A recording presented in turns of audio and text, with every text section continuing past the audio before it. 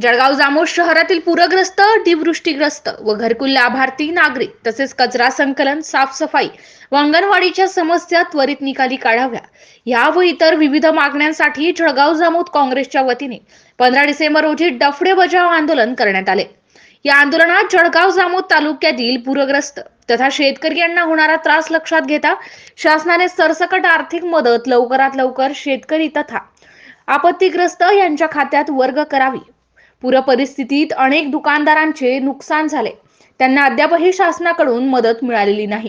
त्यांना सुद्धा शासनाने तात्काळ आर्थिक मदत द्यावी या प्रमुख मागण्या काँग्रेसच्या वतीने दिलेल्या निवेदनातून करण्यात आलेल्या आहेत। या संदर्भात शासनाने येत्या 4 दिवसात कार्यवाही केली नाही तर शासकीय कार्यालयाला टाळे ठोकल्याशिवाय राहणार नाही, असा इशारा काँग्रेस नेत्या स्वातीताई वाकेकर आणि प्रकाश पाटील यांनी दिलाय।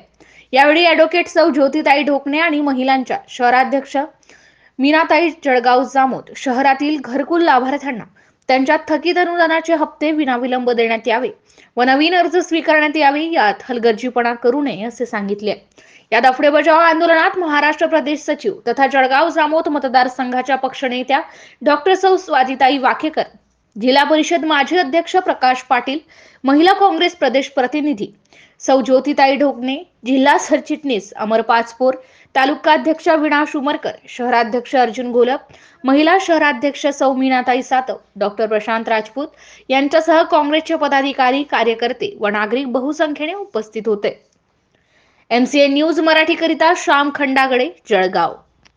त्याच्यानंतर आम्ही प्रशासनाला सहकार्य केलं। अनेक लोकांना त्या ठिकाणी अन्न पुरवठ्याचं काम असेल, कोणाला भांडी वाटप असेल, अशा अनेक समाजोपयोगी संस्थांनी मदत केली। पण यावेळेसची दुर्दैवी परिस्थिती अशी आहे की अनेक लोकांना त्या शासकीय मदतीचा लाभ हा मिळाला नाही आणि अनेक आमच्या माय मावल्या त्या शासकीय जी मदत आहे त्यापासून वंचित झाल्या आणि त्यामुळे आम्ही प्रशासनाला त्यावेळी देखील सांगितलं, तर त्यांनी आम्हाला 10 दिवसांनी म्हणजे आजच्या 4 महिन्याच्या अगोदर सांगितलं की आम्ही त्यांचा सर्वे परत करून घेऊ, त्यांना कुठे मदत ही शासनाच्या वतीनं दिल्या जाईल। पण आज वाईट परिस्थिती अशी आहे की एवढे महिने होऊन सुद्धा आज देखील आमच्या अनेक माय मावल्यांना या ठिकाणी जी शासकीय मदत आहे ती मिळाली नाही।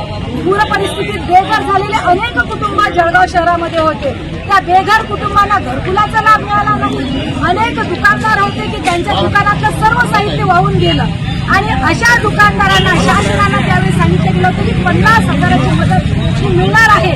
आशेवर ठेवलेल्या अनेक दुकानदारांनी दिवाळीच्या दिवशी देखील या ठिकाणी या जळगाव शहरामध्ये या प्रशासनाच्या देखत महसूल प्रशासनाच्या समोर खेचा भाकर आंदोलन केलं, म्हणजे त्यांची दिवाळी ही अंधारात घालण्याचं काम या ठिकाणच्या शासनानं या ठिकाणच्या लोकप्रतिनिधीनं केलं आणि त्याच्या विरोधात आम्ही आजचा हा डफडे बजाव आंदोलन केलं आहे।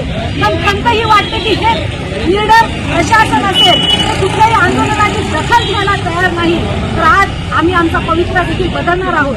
4-5 दिवस आम्ही वेळ देणार आहोत या मागण्यांसाठी की त्यांनी काय केलेलं आहे त्याचा आढावा देण्यासाठी चर्चेला त्यांनी आम्हाला बोलावलं पाहिजे।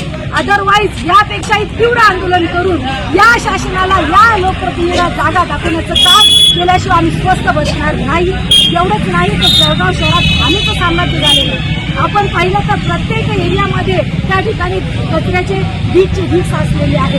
करोडोचा किंवा आपण पाहतो की लाखोचा व्यवहार त्या ठिकाणी कंत्राट त्या ठिकाणी वर्षातून नगरपालिकेचे दिल्या जाते।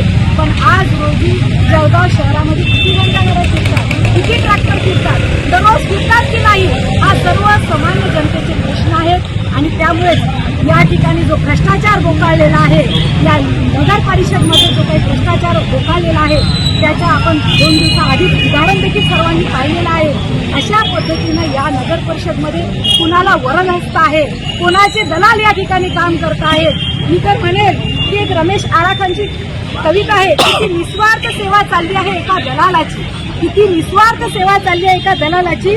भुकेल्या माणसांना वाटतो स्वप्न महालाची, भुकेल्या माणसांना वाटतो स्वप्न महालाची। आम्हाला महाल नको आहे, आमच्या हक्काचा अन्न वस्त्र निवारा पाहिजे आहे, स्वप्नांचा महाल दाखव।